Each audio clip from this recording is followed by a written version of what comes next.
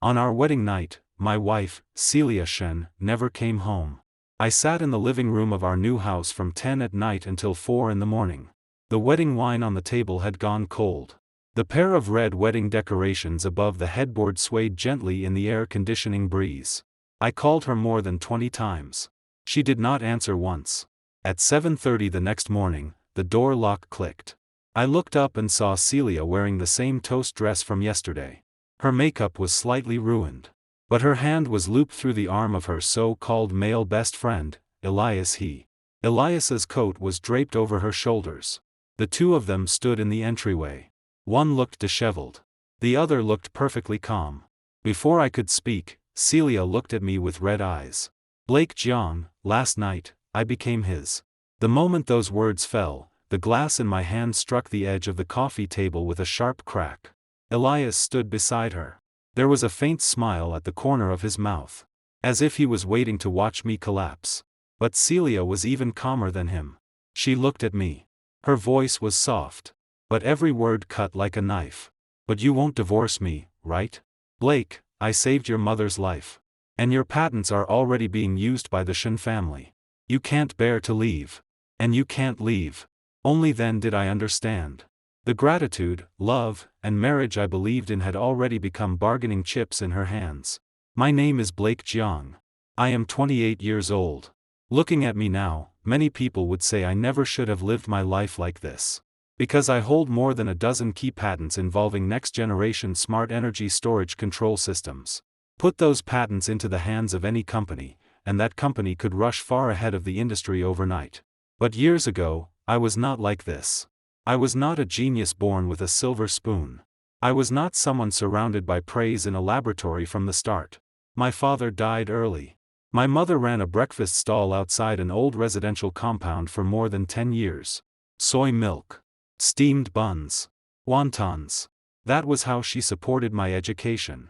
When I was in college, the sentence I heard most often from her was, "Blake, I don't need you to make big money. Just don't exhaust yourself." But I happened to be someone who did not know how to stop. After graduating from university, I followed my professor on projects. Later, I left and built a small team of my own. At the beginning, our studio had only 3 people. We rented the top floor of an old office building. It leaked in summer.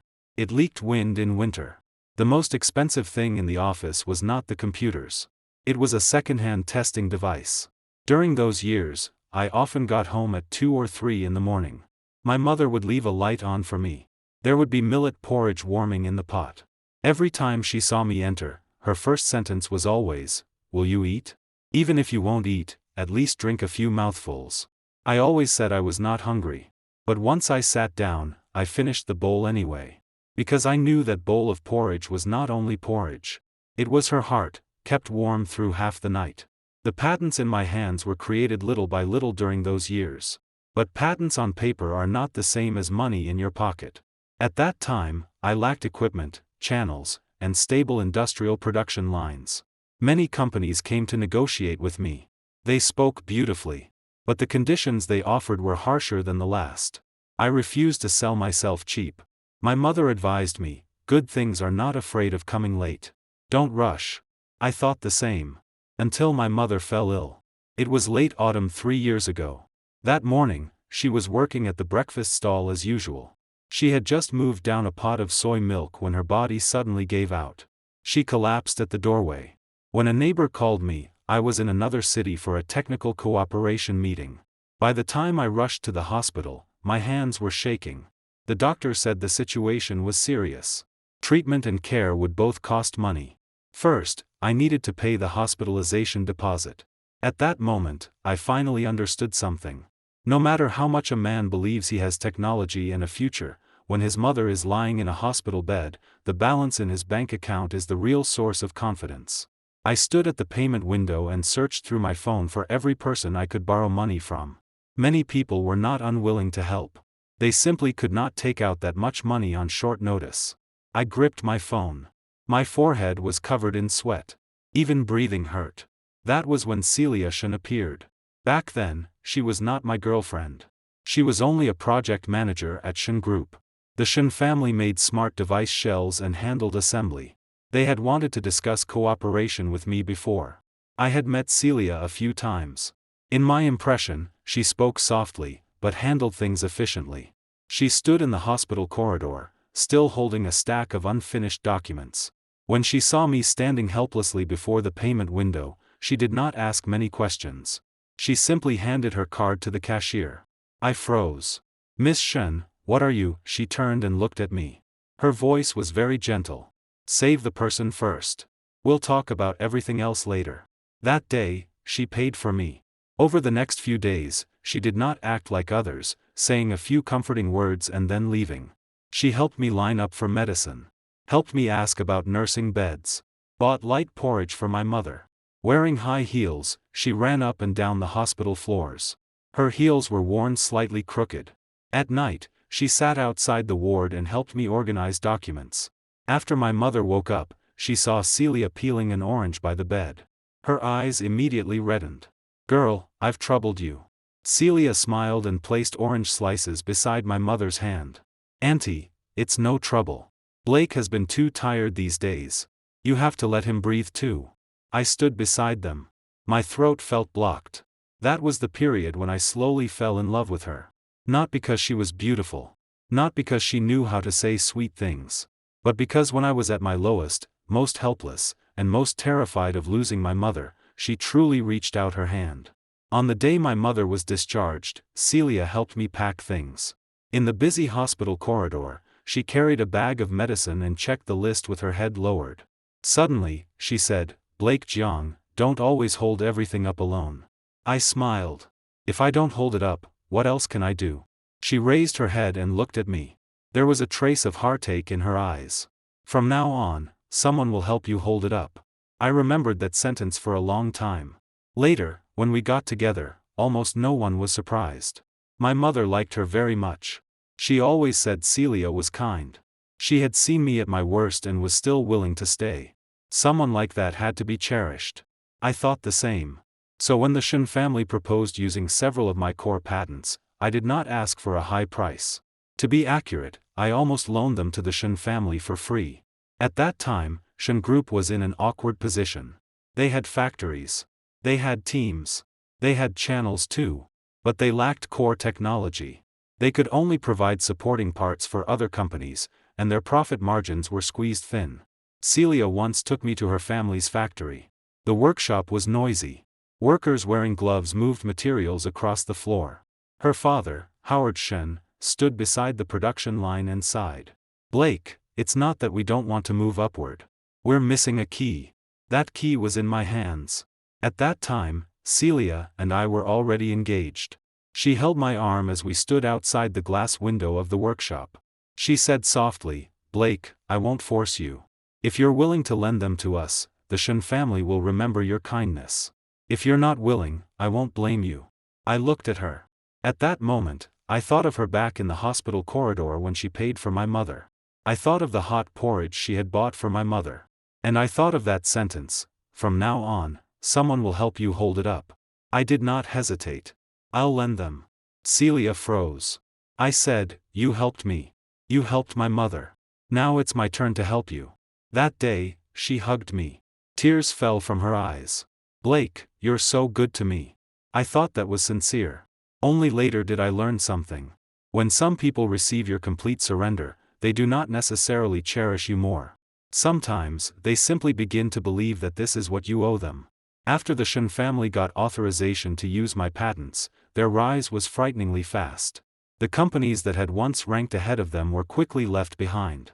Shen Group's new product launch was grand and glorious. Industry media praised them as the next major trend. Investors, suppliers, channel partners. One wave after another came to negotiate. The way Howard Shen looked at me gradually changed too. At first, he was polite and grateful. Later, it became a kind of natural closeness taken for granted. At dinner, he often patted my shoulder and said, "Blake, we're all family now.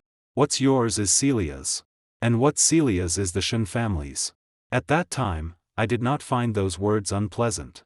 I even smiled and nodded. Only my mother quietly told me that night, "Blake, gratitude is gratitude. Business is business. You can lend things out, but don't hand yourself over without boundaries. I comforted her instead. Mom, Celia isn't that kind of person. My mother looked at me and sighed. She said nothing more. Celia began to change after Elias he returned to the country. Elias was her male best friend from university. It was said they had known each other for many years. They had run student clubs together, pulled all-nighters for entrepreneurship competitions, and traveled through several cities together. The first time I met him was at Shen Group's celebration banquet. That day, Shen Group had just secured a major order. Howard Shen was flushed with joy. Celia wore a champagne-colored dress and held my arm in the banquet hall. She smiled as she introduced me to others. This is my fiancé, Blake Jiang. He is also Shen Group's most important technical partner. Hearing that sentence, I felt something subtle in my heart. Fiancé came first. Technical partner followed. Before I had time to think further, Elias walked over with a wine glass in hand. He wore a white shirt and smiled in a relaxed way. The moment he opened his mouth, he called Celia, little Celia. Celia's eyes lit up instantly. When did you come back? Just landed today. Elias looked at her. His tone was intimate, as if no one else was standing nearby. Your launch was such a big event. Of course I had to come back and see it. Our little Celia has really made something of herself. After saying that, he seemed to finally notice me and extended his hand. Mr. Jiang, I've heard a lot about you. Celia always said she wanted to find someone steady and reliable. Looks like she found him. I shook his hand and smiled. At the time, I did not think too much. I never believed men and women could not be friends. Besides, I also had a childhood friend I had not contacted in years. Her name was Stella Gu. Stella and I grew up in the same neighborhood. She was half a year younger than me. When we were kids, she always ran after me. Her family was well off. Her father was in business, and her mother played piano beautifully. Back then, after school, she would often sit by the neighborhood flower bed waiting for me, holding 2 popsicles. Blake Jiang, why are you so slow today? If you came any later, the popsicles would have melted. I complained that she was annoying, but still accepted one. When I was 16, Stella moved abroad with her parents. Before leaving, she stood at the neighborhood gate carrying a huge backpack. Her eyes were red. Will you forget me later? I was young then and did not take parting too seriously. I only smiled and said, if you annoy me a few years less, I'll thank heaven. She got so angry she kicked me. Before the car drove away, she leaned against the window and looked at me. It was as if she wanted to say something. But in the end, she only shouted, Blake Jiang, wait for me to come back. I thought that was just a little girl's angry remark. Later, for more than 10 years, we only sent a few greetings during holidays. Then she studied abroad and started a business. I was busy with my studio and my mother's illness. Our contact became even rarer. Until shortly before my wedding to Celia, Stella suddenly returned to the country. It was at an industry dinner. I had just accompanied Celia to meet several investors. When I turned around, I saw Stella standing not far away. She wore a black suit dress. Her hair was pinned up. Beside her stood an assistant and several executives. Someone called her President Gu. Only then did I learn that she had become the CEO of Yunlan Technology. And Yunlan was Shen Group's biggest competitor. When Stella saw me, she froze for a long time. She walked over. Her gaze landed on Celia's hand around my arm. Her smile faded for a split second, then quickly recovered its grace. Blake Jiang. Long time no see. I froze too. Stella? She smiled. You still remember me. At least you have some conscience. That night, we chatted briefly. Celia held my arm the entire time. She smiled politely, but soon said she felt unwell and wanted to leave early. I thought she was tired. After the dinner ended, Stella messaged me and asked to meet the next day. I went. We met at a quiet CAF. Stella sat by the window. A cup of untouched black coffee was on the table. When she saw me, her first sentence was not small talk. You're getting married? I nodded. Yes. Next month. She lowered her head and smiled slightly. As if she had guessed it long ago, but still felt stabbed by hearing it from me. That's sudden. I said, you're the sudden one. We haven't seen each other in over 10 years, and now you're President Gu. She did not respond to the joke. She looked at me. Her eyes were much deeper than they had been when we were children. Blake Jiang, if I had come back earlier, would you have considered me? I froze. Stella lightly rubbed the rim of her coffee cup with her finger. Her voice was calm, but her eyes were faintly red. I've liked you for many years. When I was little, I didn't understand it. Later, when I understood, you were already far away. I thought I had time. I didn't expect to come back and find out you were getting married. At that moment, I was completely stunned. I had never known. The little girl who had chased after me and told me to wait for her had hidden this love for more than 10 years. She looked at me and smiled lightly. I know it's not very graceful to say this now, but I still want to ask one thing. If I proposed to you now, would you say yes? That sentence made me silent for a long time. If it had been earlier, perhaps I would have wavered. But at that time, my mind was filled with the image of Celia running through hospital corridors for me. I placed my coffee down and said to Stella, "Stella, I'm sorry. I'm grateful you told me this. But I already have Celia." Stella looked at me for a long time. Finally, she nodded. I understand. She did not cling. But before leaving, she stood at the CAF entrance and suddenly said to me, "Blake Jiang, I won't wish you and her a lifetime of happiness." I paused. Her eyes were red, but her tone remained proud. "Because I can't be that generous. But I hope you don't get hurt."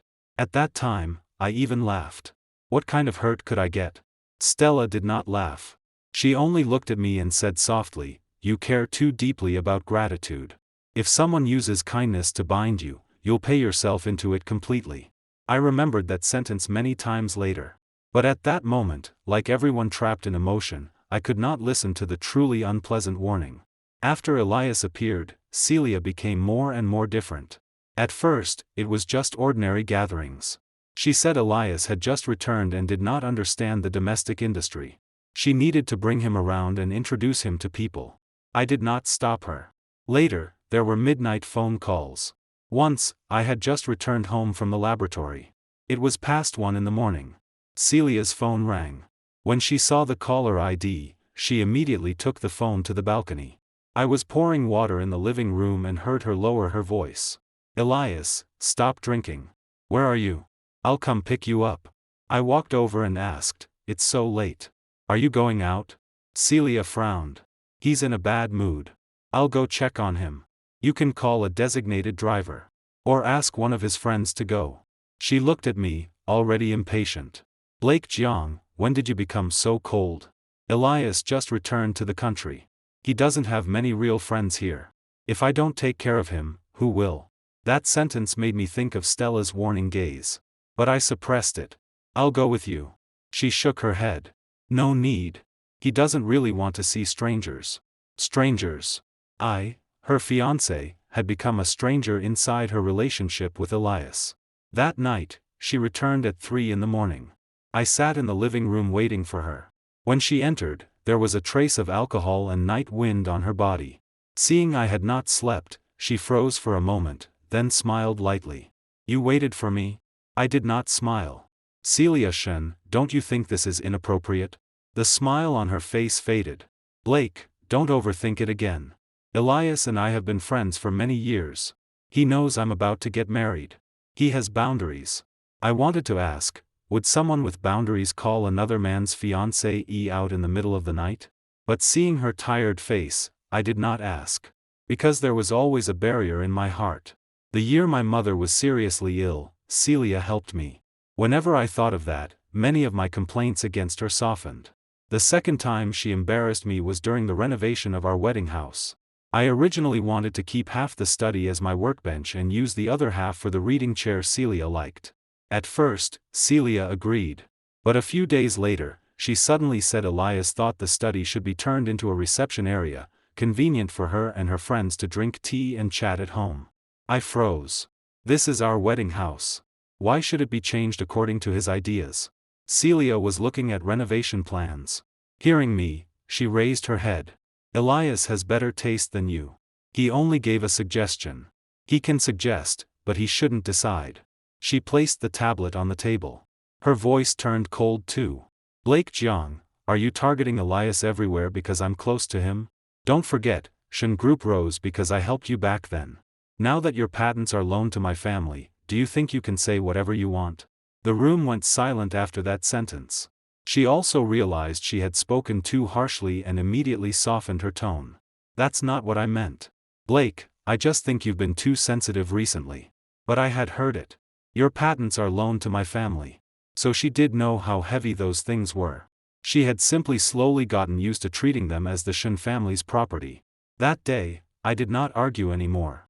After returning home at night, my mother saw something was wrong and cooked me a bowl of noodles. She sat across from me at the dining table. After watching me eat 2 bites, she suddenly said, "Blake, has Celia changed?" The chopsticks in my hand paused. "No," my mother sighed. "Every time you lie, your chopsticks stop." I lowered my head and said nothing. My mother's health had improved a lot, but after that illness, she was much thinner than before. She looked at me with heartache and worry in her eyes. "I'm not telling you to forget kindness. If someone helped us, we should remember it. But remembering kindness doesn't mean paying yourself into it. What marriage fears most is one person using past goodness to buy your present tolerance." At that time, I still defended Celia. "She's just under pressure from the company recently." My mother looked at me for a long time. In the end, she only said, "As long as you know in your own heart." But I did not know. I simply could not bear to admit that I had loved the wrong person. 1 week before the wedding, Celia asked me to sign a new document. That day, she came to my studio wearing a white suit. She looked capable and efficient. She placed the document on the desk. Her tone was as relaxed as discussing what to eat for dinner. "Blake, Dad said that after we get married, it won't be very stable to keep these patents under a rental authorization. Why don't you transfer them directly to Shen Group? After all, we're family. When Shen Group grows, it will be ours too." I opened the document. The moment I saw the word transfer, my heart sank. "Celia, we agreed on authorized rental, not transfer." She sat across from me, her eyes carrying a trace of grievance. "We're about to get married. Are you still dividing things with me so clearly?" I did not answer immediately. She reached out and held my hand. Her voice softened. "Blake, I know these patents are important to you. But Shen Group is at its most critical stage right now. As long as the patents are fully transferred into Shen Group, later financing, production expansion, and orders will all go smoother. Didn't you say you wanted to help me?" If this had been before, I probably would have softened again. But that day, I thought of my mother's words. I also thought of Stella's words, "Don't pay yourself into it completely." I closed the document. "We'll talk after the wedding." Celia's expression changed slightly. But she quickly smiled. "Fine. After the wedding then. We'll be husband and wife soon anyway."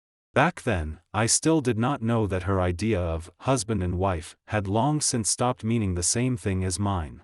On the wedding day, Celia was beautiful. She stood under the lights in a white wedding dress. My mother watched until her eyes turned red. She was soft-hearted. Even if she had noticed something wrong, she still hoped I could live well.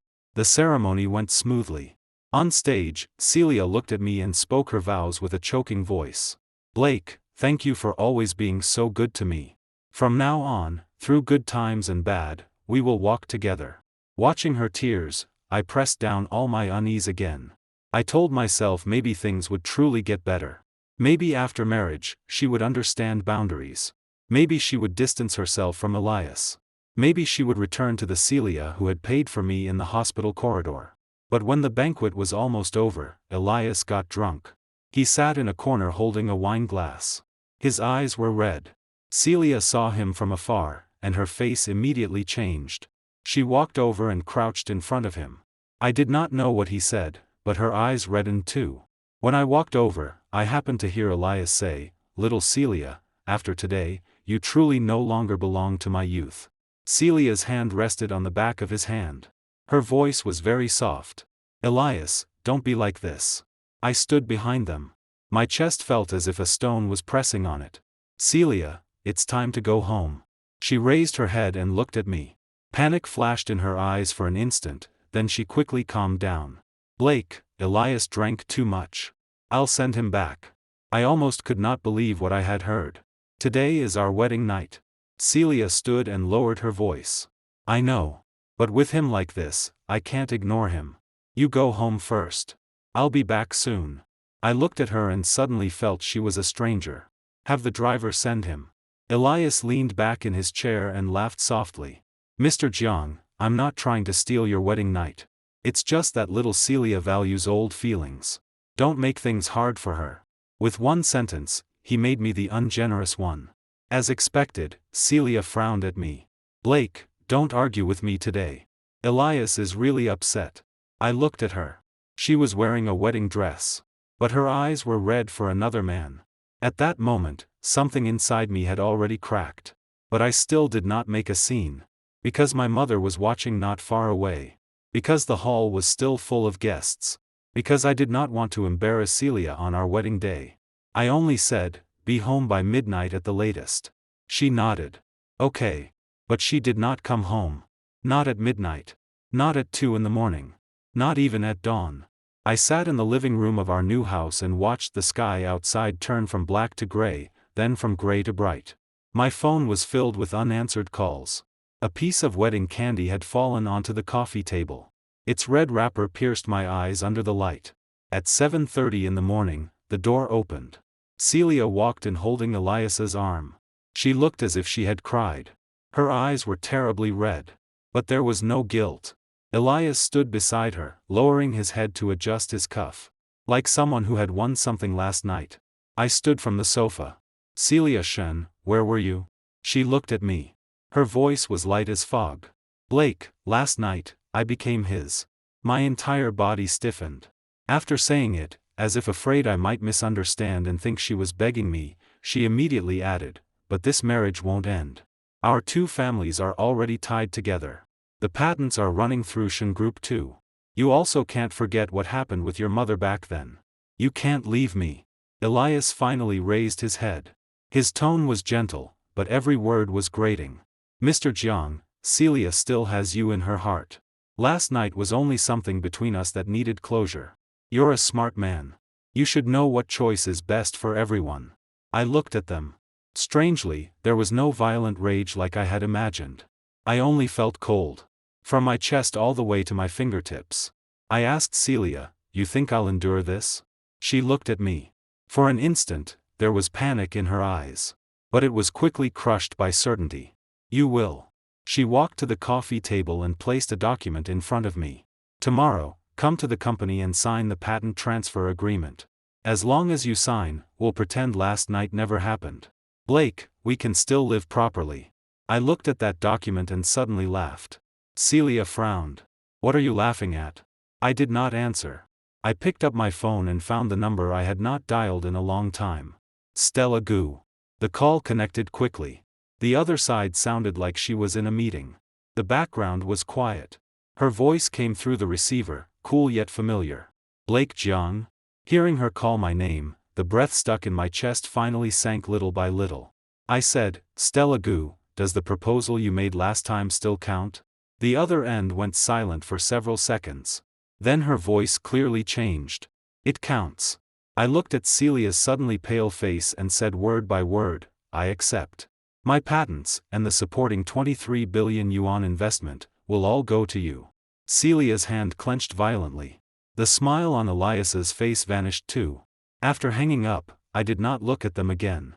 That morning, I went to the hospital to accompany my mother for a follow-up exam. My mother saw my expression and did not ask along the way. Only after we finished getting the medicine did she sit on the hospital lobby bench and hand me hot water. Did Celia hurt you again? I gripped the cup. My knuckles turned white. After a long time, I said, Mom, I may end this marriage. My mother did not look shocked. Nor did she scold me. She only looked at me for a long time. Her eyes slowly reddened. You finally figured it out? That sentence blocked my throat. So everyone had seen it. Only I kept using gratitude to deceive myself again and again. My mother patted the back of my hand. Her voice was soft. Blake, people can remember kindness, but they cannot live an entire life tied by it. She helped us back then. We should repay what should be repaid. But she cannot take your heart's blood while stepping on your dignity. I lowered my head and said nothing. My mother continued, if your father were still alive, he would not let you suffer like this. Those words made my eyes heat instantly. When I came out of the hospital, Stella sent me a message. Do you need me to come now? I looked at that line and felt a sudden sourness in my heart. More than 10 years ago, she had sat by the neighborhood flower bed waiting for me with melting popsicles in her hands. More than 10 years later, after hearing only one sentence from me over the phone, her first question was still whether I needed her to come. I replied, no need. Tomorrow, I'll go to Shen Group first and cut off everything that should be cut off. She replied quickly, okay. I'll wait for you. The next morning, Celia sent me the address and time. She seemed to still believe there was room to turn things around. Her message even carried a trace of softness. Blake, yesterday we were all too impulsive. Come to the company first and sign the contract.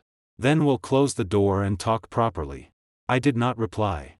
I wore an ordinary black shirt and packed all original materials related to patent rental, along with the authorization list, into my briefcase. Before I left, my mother stood at the entryway and adjusted my collar. Don't shout. Don't argue. Make things clear.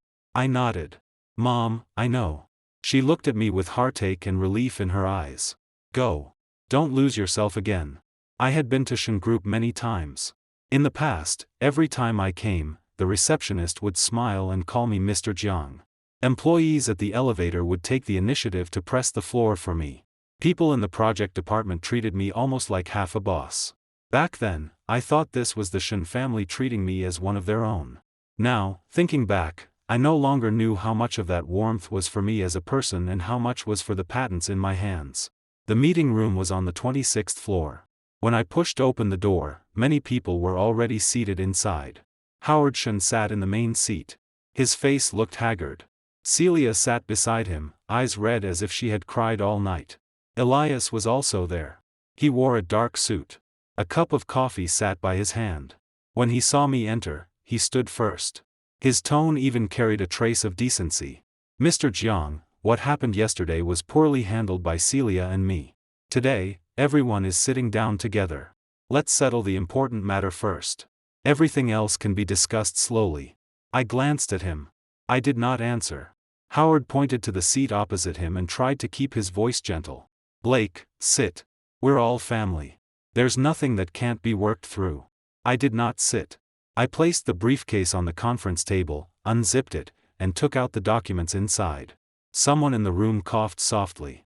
Celia looked at me. There was expectation in her eyes. And unease. Blake, I knew you still cared about me because you were willing to come. I looked up at her. That face I had loved was still beautiful. Her eyes were red. She looked as if she had suffered greatly. But I would no longer forget how I had been treated just because she cried. Celia continued, I thought about it all night. We're husband and wife. We can't let one misunderstanding make everything fall apart. Sign the transfer contract first. Once Shen Group stabilizes, I'll keep distance from Elias. Let's start over, okay? She spoke very softly. If it had been before, I might already have softened. But I only pushed the documents to the center of the table. I didn't come today to sign the transfer. Howard's expression changed. Elias put down his coffee and frowned at me. Celia's voice trembled too. Then why did you come? I looked at the familiar yet unfamiliar people in the room and slowly spoke. Starting today, all patents under my name will no longer be loaned to Shen Group. The meeting room instantly fell silent. The pen in someone's hand dropped onto the table with a light sound. Howard stood violently. Blake, don't be impulsive. All of Shen Group's new product lines are built on those patents. If you say you won't lend them, the entire group will be affected. I looked at him without the slightest ripple in my heart. I loaned them to Shen Group back then because Celia helped me. And because I thought we would become family. Howard's lips moved. I continued, but now I've realized that was only my wishful thinking. Celia's tears fell instantly. She stood and walked around the table to me. She reached out, wanting to pull me. I avoided her. Her hand stopped midair. Her face turned terribly pale. Blake, don't do this. What happened last night was my fault. I admit I hurt you. But you can't cut into the Shen family. Do you know how many projects Shen Group is pushing forward right now? If you don't loan the patents, my family will collapse. By the end, her voice was already crying. Blake, have you forgotten? When Auntie was seriously ill, I helped you pay. I ran through the hospital with you. You said you would treat me well for the rest of your life.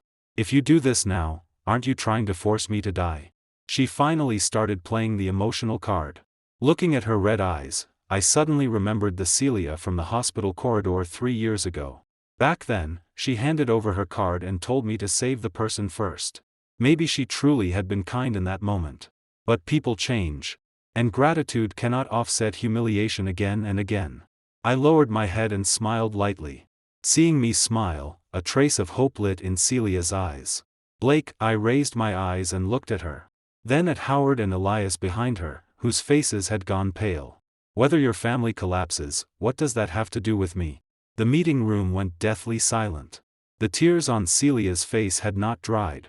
But her whole body froze as if she had been slapped hard. Her lips moved several times. Her voice was hoarse and trembling. What did you say? I looked at her and repeated, I said whether the Shen family collapses or not has nothing to do with me, Blake Jiang. Howard gripped the table and stood. His face was iron blue. Blake Jiang. Back then, you were so poor you couldn't even pay your mother's hospitalization deposit. Who helped you? Now that your wings are strong, you turn your back on kindness. I turned to him. My tone was calm, like reading an experimental report. Uncle Shen, I acknowledge the kindness. I will never forget that Celia helped pay for my mother back then. But in these 3 years, how much has Shen Group earned using my patents? I opened the documents and pulled out a financial report. Your net profit increased by more than 70% every year. After new products launched, your market value quadrupled. And me? I paused. My gaze swept across the faces of every Shen executive present. I never received 1 cent of dividends. I never held 1 share. You keep saying you treated me as family. But my patents created tens of billions in output value for Shen Group. What did I receive? A marriage certificate. An empty promise. And a wife who spent her wedding night with another man. Someone in the meeting room quietly lowered their head. Celia bit her lip. Tears rolled down in large drops. Blake, I know I was wrong. I really know I was wrong. Give me 1 more chance. I gave you chances. I looked into her eyes. My voice was not heavy, but every word was like a nail. I endured it when we renovated the wedding house. I endured it when you answered Elias's calls at midnight. I endured it when you insisted on sending him home at our wedding. I endured so many times. Did you ever think it was because I loved you? No, you only thought I was easy to control. Celia's face went completely white. Elias finally could not sit still. He stood, carried that cup of coffee to the center of the table, and the composure on his face disappeared entirely. In its place was anxiety hidden behind politeness. Mr. Jiang, calm down. He tried to make his tone gentle. Celia did do wrong, but you are a man. You can't destroy an enterprise's lifeline because of temporary anger. Shen Group has tens of thousands of employees across upstream and downstream. If you withdraw the patents, what will happen to them? I looked at him and suddenly smiled. Elias, how long have you been with Shen Group? He froze. 3 months. 3 months. You sit in Shen Group's meeting room, take Shen Group's money, use my patents, and now you're teaching me how to behave? I pushed the documents forward. In these 3 months, other than eating and drinking with Celia and advising her on how to take my patents away, have you done any real work? Elias's face instantly turned red. Celia suddenly turned to look at him. A strange emotion flashed in her eyes. At that moment, the meeting room door opened. A woman in a black suit dress stood at the entrance. Behind her were 2 assistants and a middle-aged lawyer carrying a briefcase. She was tall. Her hair was pinned up. Between her brows was a sharpness I still recognized after more than 10 years. Stella Gu. She did not even look at Howard or Elias. She walked straight to my side. When her gaze landed on my face, her cold, hard aura softened slightly. Blake Jiang, am I late? Looking at her, I suddenly felt the weight pressing on my chest become lighter. Just in time. Stella nodded and turned to the lawyer behind her. Attorney Chen, take out what I brought. Attorney Chen stepped forward and pulled 3 documents from his briefcase, placing them one by one on the conference table. The first, Notice of Early Recovery of Patent Usage Rights. It bore my name and legal authorization seal. The second, Strategic Cooperation Agreement between Yunlan Technology and Mr. Blake Jiang. Attached was a 23 billion yuan investment plan. A thick stack. The gilded letters on the cover shone. The third, complaint for patent infringement and unfair competition. The defendant line read, Shen Intelligent Technology Company, Limited. The moment Howard saw the third document, he looked as if his bones had been removed. He collapsed back into his chair. Lawsuit? What lawsuit? Stella pulled out the chair beside me and sat down calmly. Mr. Shen, although Blake Jiang authorized Shen Group to use his patents, the authorization clause clearly states they are limited to the R-Series Smart Energy Storage Control System. But as far as I know, the E-Series, T-Series, and H-Series products Shen Group launched over the past year all used Blake Jiang's core algorithms. That is infringement. And unauthorized use beyond scope. Celia turned sharply toward Howard. Her voice changed. Dad? Sweat immediately appeared on Howard's forehead. That was only technical extension. The optimization was done by our own technical department. It doesn't count as infringement, Mr. Shen, please look for yourself. Stella pushed an analysis report toward him. The E-Series voltage regulation logic, the T-Series thermal energy recovery algorithm, and the H-Series data platform underlying architecture can all be traced back to Blake Jiang's original patents. What your technical department did was slightly change a few parameters, put on a different shell, and try to turn someone else's work into your own. Howard's lips trembled as he opened the report. The more he read, the paler he became. Elias stood aside. The coffee in his hand had long gone cold. He looked at the 3 documents on the table. The muscles in his face twitched. Mr. Jiang, if you act this absolutely, aren't you afraid outsiders will say you are ungrateful? I looked at him. My tone was flat. Elias, do you think that as long as you pressure me with morality, I should back down? He did not speak. But his expression said everything. Then let me ask you. I took a step forward. As an outsider, you took another man's wife out on their wedding night and stayed out all night. Now you sit in someone else's meeting room making decisions for someone else. Where is your morality? Elias's lips pressed into a line. Celia finally collapsed. She suddenly rushed to the table and swept those documents onto the floor. Papers scattered everywhere. Blake Jiang. What exactly do you want from me? I apologized. I said I would change. Why won't you let the Shen family go? Her makeup was ruined from crying. Her hair fell loose against her cheeks. She looked miserable. But I felt no heartache at all. I only looked at her like a stranger. Celia Shen, do you know where you were wrong? She raised her head, sobbing. You were wrong because you never truly thought you were wrong. I spoke slowly and calmly. You apologize because I took back the patents. You admit fault because the Shen family is about to collapse.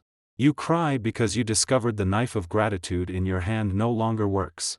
From beginning to end, you never felt guilty for hurting me. Celia opened her mouth as if to argue. But not a word came out. Stella gently tugged my sleeve. Her voice was light. Leave the rest to the lawyers. Your mother is waiting at the hospital. I nodded. As I turned to leave, Howard's voice chased after me from behind, filled with urgent pleading. Blake, listen to me. We can discuss any conditions. Whatever you want, the Shen family will give. I did not look back. Celia finally shouted, Blake Jiang. Do you really not want me anymore? At the doorway, my footsteps paused. Only for 1 second. Celia Shen, you never owned me. I pushed open the meeting room door and left one final sentence. What you owned were those patents. The Shen family's ambition. And the superiority you imagined for yourself. As for me, I was only an investment you misjudged. The door closed behind me. Behind it came Celia's uncontrollable crying. Howard smashing something. And Elias anxiously making calls.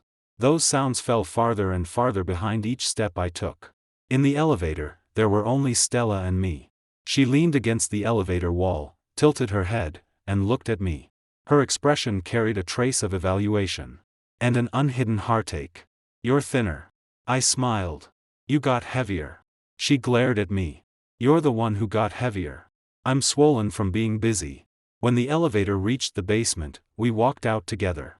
Her assistant had already driven the car to the exit. A black Maybach. Low-key, but obviously expensive.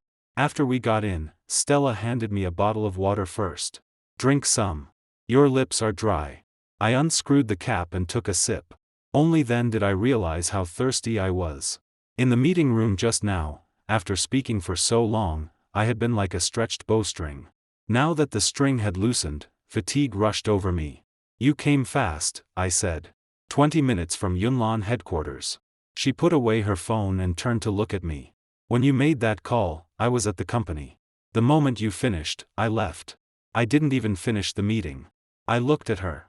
My feelings were complicated. Stella, the things you said in the meeting room, were they prepared long ago? She did not deny it. She only stayed silent for a few seconds. Blake Jiang, to be honest, after I returned to the country, I was always waiting for you to come to me. The city streets moved beyond the window. Light and shadow carved her side profile sharply. Her voice contained no boasting. No complaint. Only the statement of a fact. I knew the Shen family was using you. But I also knew you would not believe me at that time. So the only thing I could do was wait until you fell hard enough to stand up yourself. I lowered my head and looked at the bottle in my hand. Tiny beads of condensation covered it. Weren't you afraid I'd never wake up? Stella smiled and turned to look out the window. Of course I was.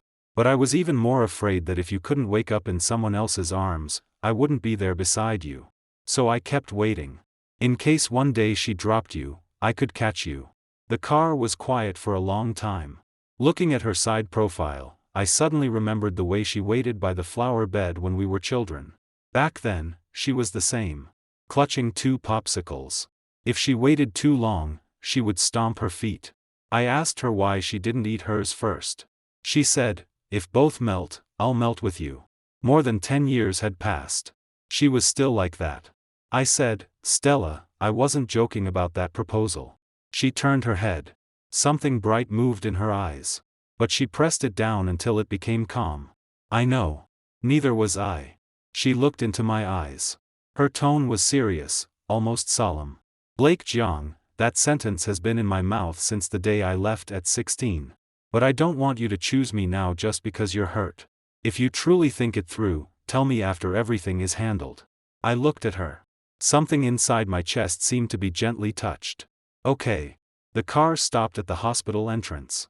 Before I got out, Stella called me. Blake. I turned back. She looked at me. There was a very soft light in her eyes. No matter how long it takes, I'm here. My mother was in a single ward on the 3rd floor. Her recovery was good. The doctor said she could be discharged in 2 days.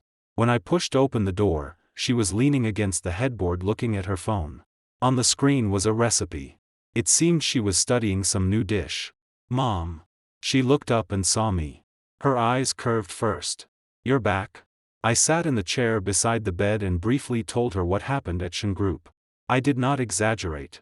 Only said that what should be recovered had been recovered, what should be cut off had been cut off, and the rest would be handled by lawyers. After hearing everything, my mother did not clap in delight. Nor did she sigh. She only looked at me and reached out to straighten my slightly crooked collar. Are you tired?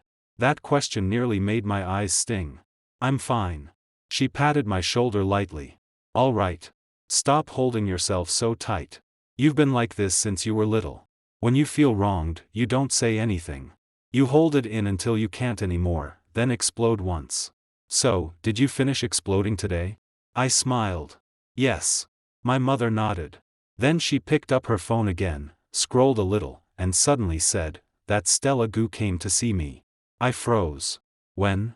The day before yesterday. My mother said, she came alone and brought a basket of fruit. She sat for half an hour. She chatted with me about when you were little and said she used to run behind you all the time. Back then, you thought she was annoying. Now she's a big CEO and came back to catch you. I did not know Stella had visited. She had not mentioned a word. Your mother isn't stupid. My mother put down the phone and looked at me seriously. I can tell that girl truly cares about you. When she came, the first thing she did was look around my hospital bed. She asked whether money was enough, whether I took medicine on time, and who stayed with me at night. Only after asking all that did she talk about you. I lowered my head and said nothing. Blake, how many sincere people can one meet in a lifetime? Your father died early. In my whole life, I only met him. You are more fortunate than me. That girl waited for you for more than 10 years. If you become foolish again, even I won't help you. I lifted my head and looked into my mother's eyes. They were cloudy with age, but still clear. "Mom, I know." She smiled and patted the back of my hand. Her tone softened again. "Fine. Don't waste time here with me. Hurry up and settle the things outside. Then invite that girl to a proper meal.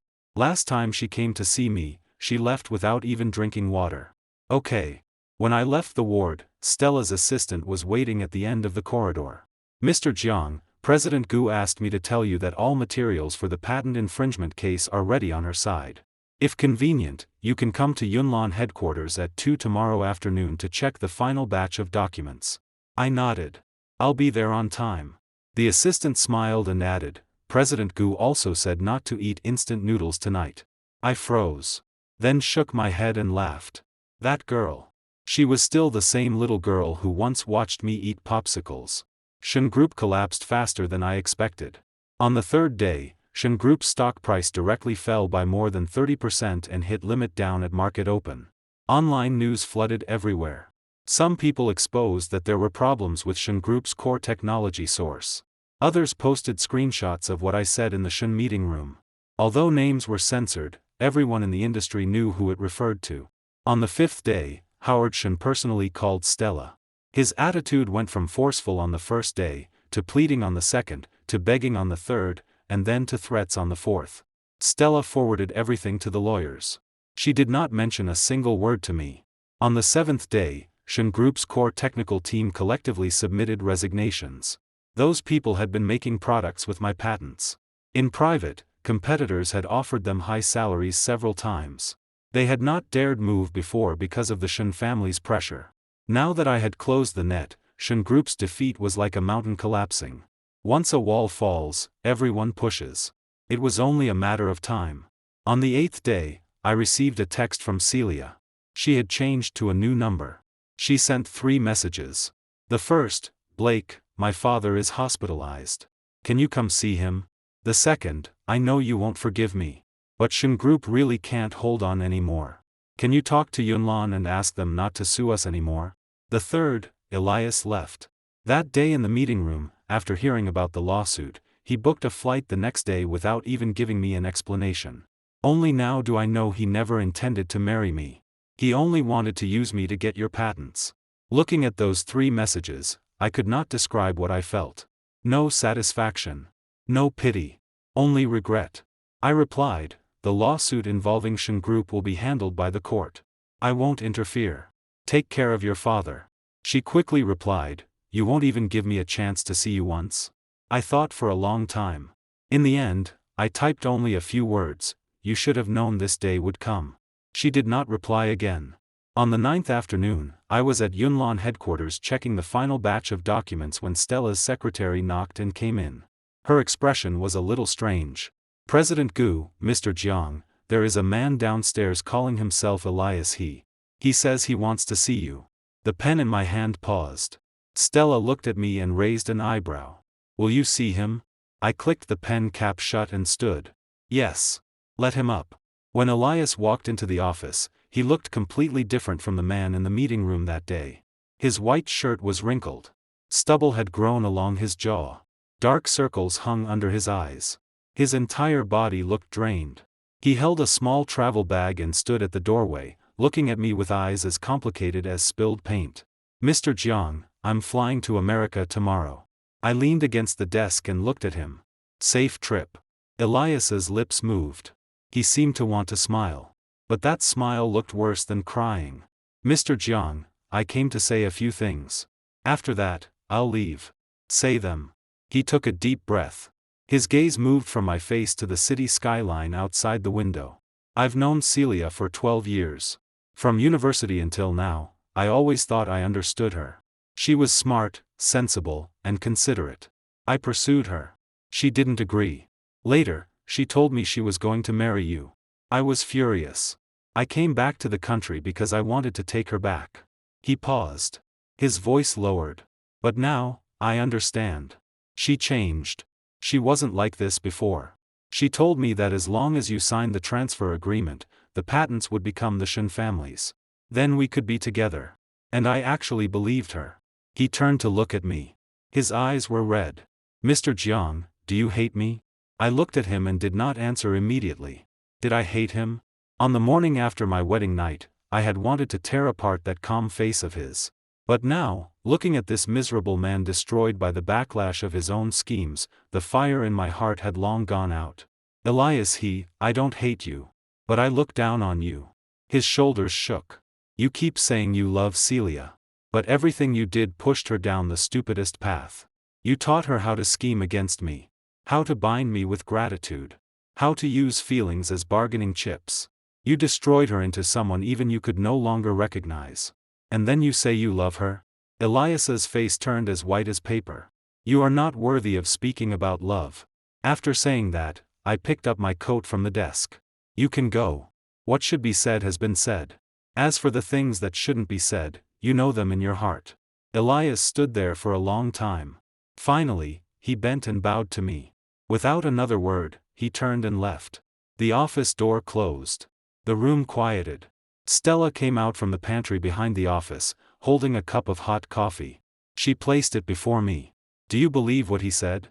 I took a sip. Whether it's true or not doesn't matter anymore. What matters is that the people who should leave have left. And the rest of life should move forward. Stella sat across from me, resting her chin in her hand as she looked at me. Blake Jiang, you changed a lot. How? She thought seriously. Before, you were too soft. Now, you know how to feel pain. Not for others. For yourself. I smiled but did not answer. Outside the window, thousands of city lights were already glowing. The floor-to-ceiling glass reflected our shadows. Sitting side by side. So close they almost touched. The patent infringement case officially opened in the third month. Shen Group hired 3 legal teams. But their evidence had more holes than the last. They tried to prove the technologies were independently developed. But Yunlan's technical traceability report was as thick as a dictionary. Every page had corresponding test data, original drafts, and laboratory records. Some of those records dated back 5 years. Back then, Shen Group had still been assembling shells for other companies. The judge dismissed all of Shen Group's defenses in court. On the day the judgment came down, Howard Shen was sent to the hospital again. This time, it was a heart attack. Celia stood alone outside the courthouse. She wore a black coat and had become so thin she seemed almost hollow. When she saw me come out, she stood there from far away for a while. She did not come over. Stella walked beside me and asked softly, "Do you want to say something to her?" I looked at the woman I had once loved and shook my head. Everything that should be said has already been said. Stella and I turned toward the parking lot. Behind us, Celia's voice suddenly came. From more than 10 steps away. Hoarse like sandpaper. Blake Jiang. I stopped. Can you tell me, did you ever truly love me? Autumn wind rolled plane tree leaves past her feet. She stood there. Her eyes were red. Her entire body was so thin she seemed ready to collapse. I turned and looked at her for a long time. Yes. Tears flooded Celia's eyes instantly. In the hospital corridor, when you handed over that card. At the ward door, when you peeled oranges for my mother. During that time, I truly loved you. Her lips trembled violently. As if she wanted to speak. But her voice was stuck in her throat. But you used up that love. I looked at her. When you used it up, you should have told me. Celia finally collapsed, crouching on the ground. Her crying was scattered by the wind on the courthouse steps. I did not look again. I turned and walked toward Stella. She stood by the car waiting for me. The wind lifted her hair. She gathered it with one hand. Her quiet gaze landed on my face. "Let's go," she said. I opened the car door and got in. Watching the courthouse building grow farther outside the window, I said, "Stella.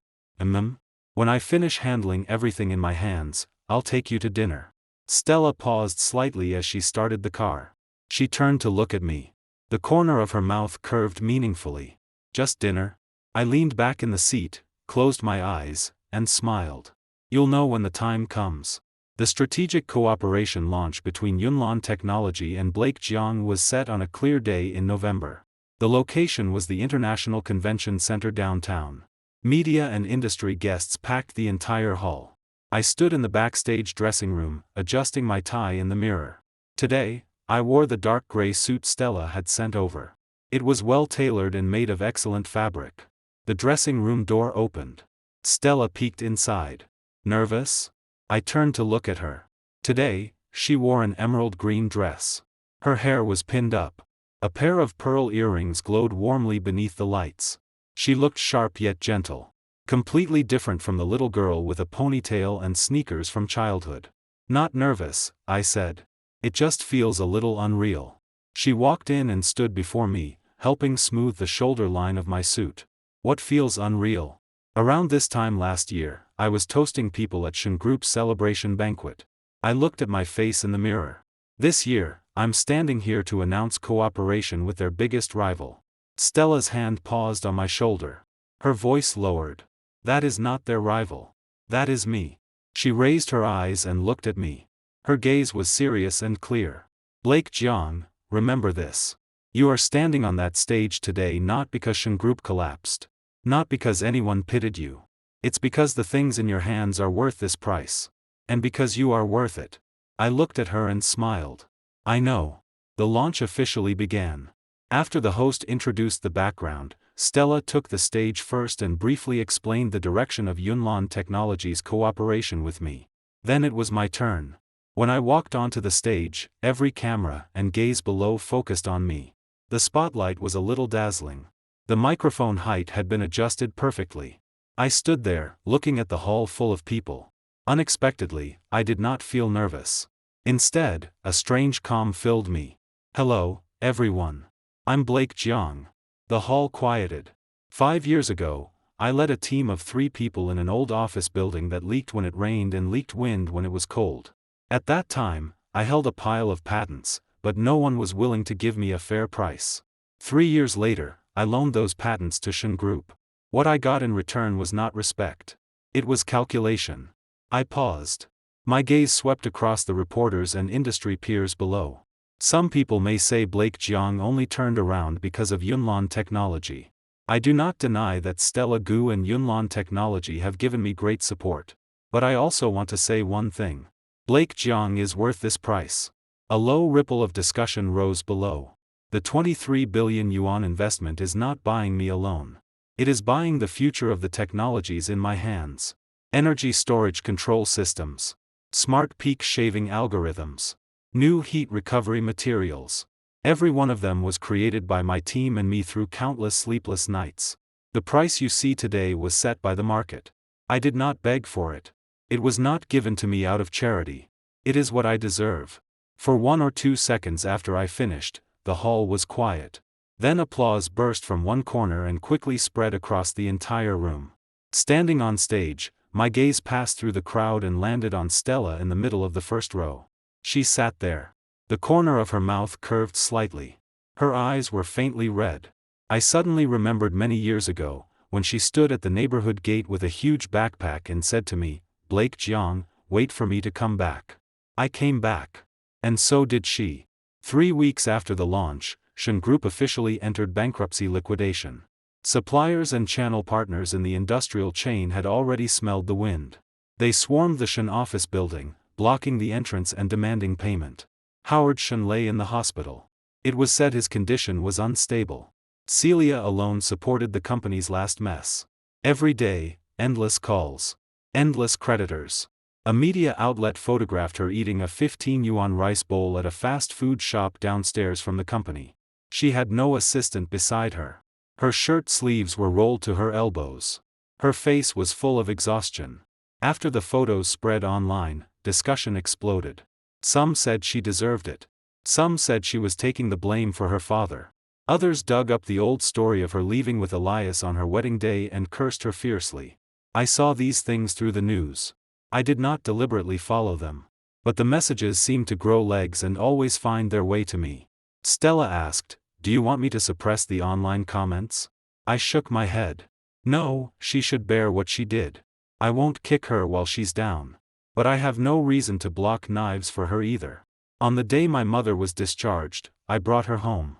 The breakfast shop at the old neighborhood gate had long since closed. But the wonton stall on the street corner was still there. When my mother passed it, she looked twice and smiled. I used to think that after you got married, I'd keep running the stall.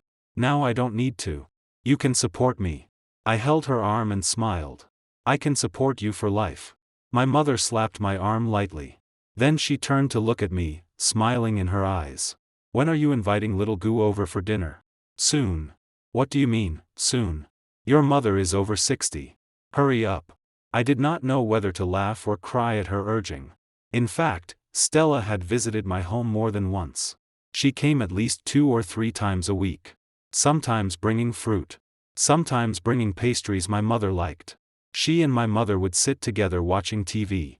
They could chat about ordinary family matters for an entire afternoon. The smile on my mother's face was more than I had seen in the past 3 years combined.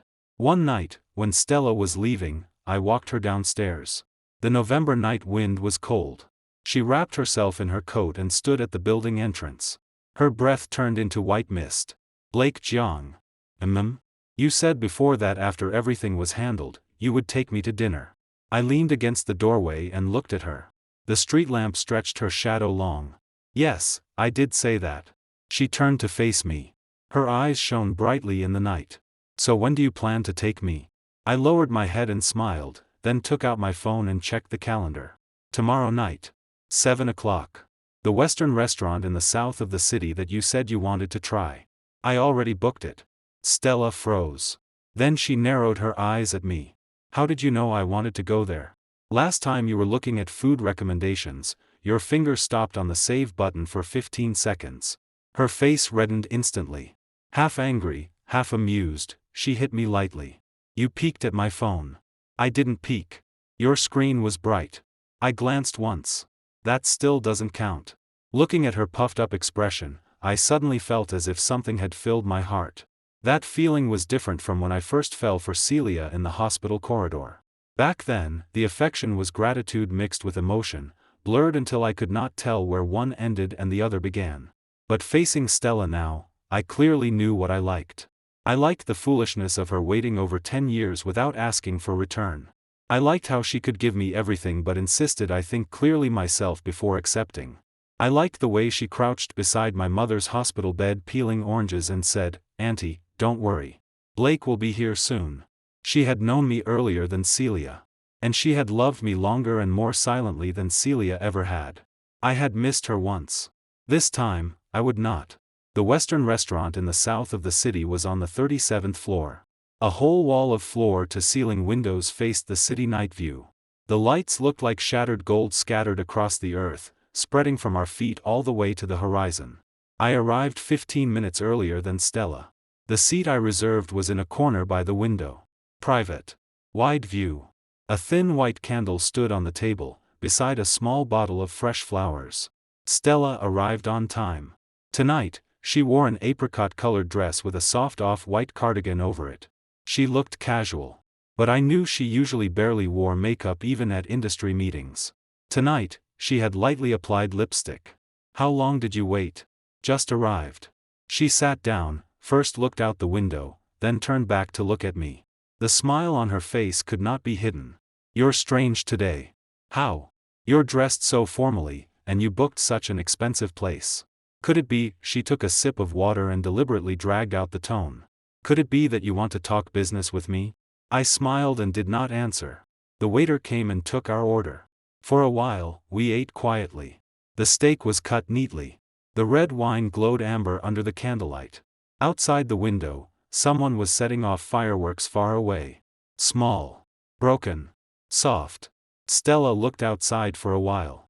Blake Jiang, have you ever thought about what would have happened if you didn't call me that day? She asked lightly, as if casually.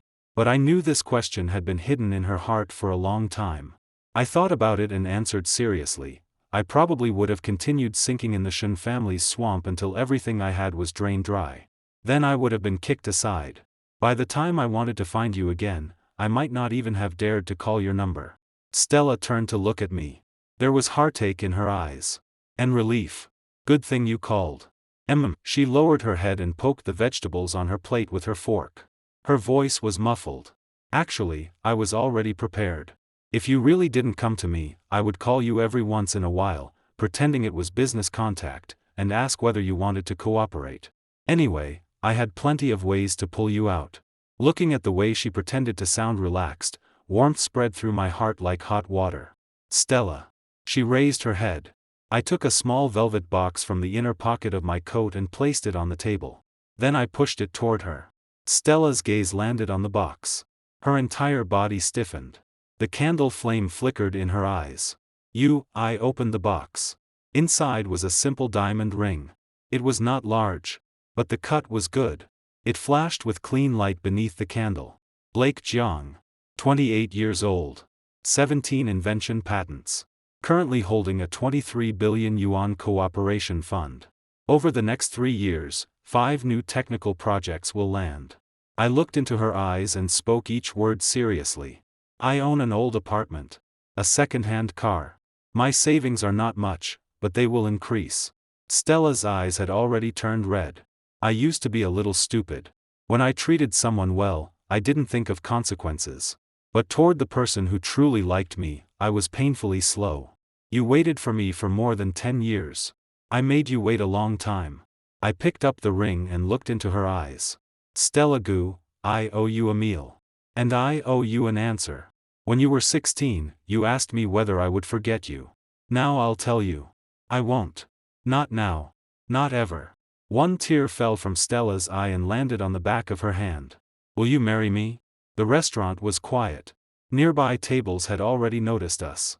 Someone began quietly clapping. Stella sniffed and looked at me with red eyes. She extended her hand. Her fingertips trembled slightly. Ask me again. I smiled. The hand holding the ring was steady. Stella Gu, will you marry me? She reached her finger toward me. Her voice was hoarse and sweet. I will. The moment the ring slid onto her ring finger, applause and whistles rose around us. Someone hummed a little tune. Someone raised a glass toward us. Stella lowered her head and looked at the ring on her hand. Tears were still falling. But the corners of her mouth curved high. Blake Jiang, when did you buy it? Last week. You hid it well. I learned from you. You hid this from me for more than 10 years. She got so angry she hit me again. But after hitting me, her hand did not withdraw. Instead, it slowly slid across the table and held mine. Her palm was warm. A little sweaty. A little trembling. Filled with the joy of finally settling after waiting over 10 years. Our wedding was set for the following spring. Late March. A small outdoor garden in the south of the city. The weather was just right. Not cold. Not hot. Fresh green grass brushed against the soles of our shoes. There were not many guests. Half were colleagues and friends from my laboratory. Half were Stella's partners and executives.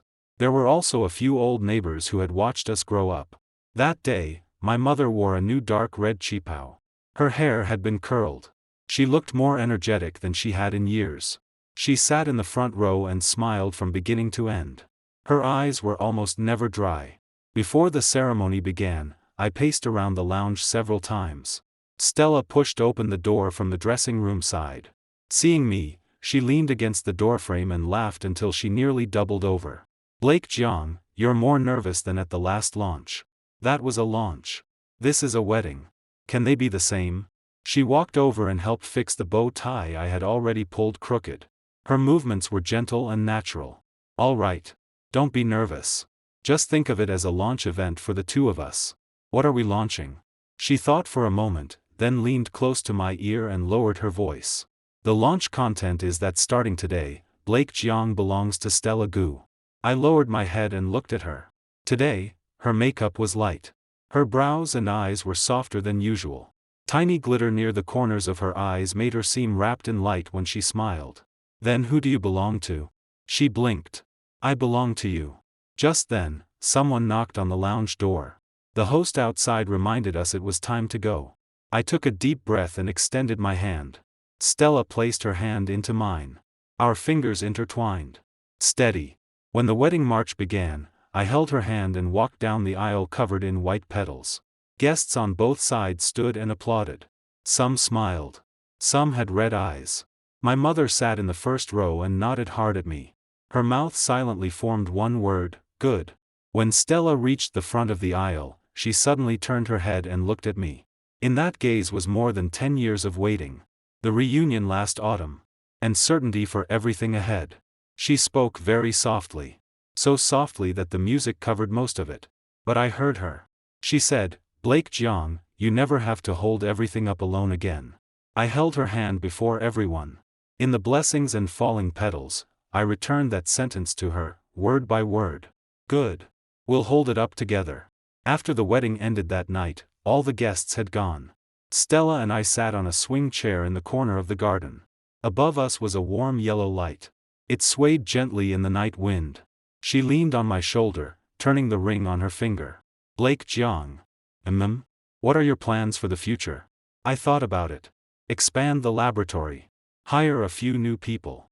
Those 5 new projects need to land, so I'll be busy for years. And I lowered my head to look at her. She lifted her face. Her eyes were bright, just like when she waited for me by the flower bed as a child. "I'll take more time to be with my mother. And with you. I'll make up, one by one, for all the things I didn't have time to do before." Stella smiled and buried her face in the hollow of my shoulder. Her voice was muffled. "Then you owe me a lot." "That's fine." I tightened my arm around her shoulders. Looking at the city lights in the distance, my voice was calm and certain. "A lifetime is long. I'll repay you slowly." Night wind carried the scent of flowers from the lawn. The light above us swayed slightly in the breeze. Our 2 shadows stretched together and merged into one. Far away, some guests had not yet left. They sat in 2s and 3s on the terrace, drinking and talking. Their laughter floated over in pieces. I lowered my head and kissed Stella on the forehead. Her eyes were closed. The corner of her mouth was lifted. Her breathing was light and steady. I thought of that night last autumn, when I waited in the wedding house living room until dawn. Back then, I thought I had walked into a dead end. Every retreat had been blocked. But now, I was sitting here with the person who had waited for me for more than 10 years. In my phone was the confirmation that my patents had officially taken effect. In my account was the first transfer record from the investment. My social feed was filled with today's photos and blessings. I had lost nothing. Everything that should have been taken back had been taken back. Everything that should have been let go had been let go. I lifted my head and looked at the night sky. There were not many stars. But the brightest one hung right above us. "Blake Jiang." Stella suddenly spoke. I decided I wanted to marry you when I was 16. Do you think I was stupid?" I lowered my head and looked at her. Then I smiled. "Stupid." She pinched me. "But I was just as stupid." She laughed. As she laughed, she suddenly leaned over and kissed the corner of my mouth. Quickly. Lightly. "Then let 2 stupid people live together." I held her in that spring night, surrounded by flowers and distant lights, and finally closed all the old stories behind me. From now on, the days would be new. The person would be real. And the road would be bright. That's all for today's story. Remember to subscribe and leave a comment.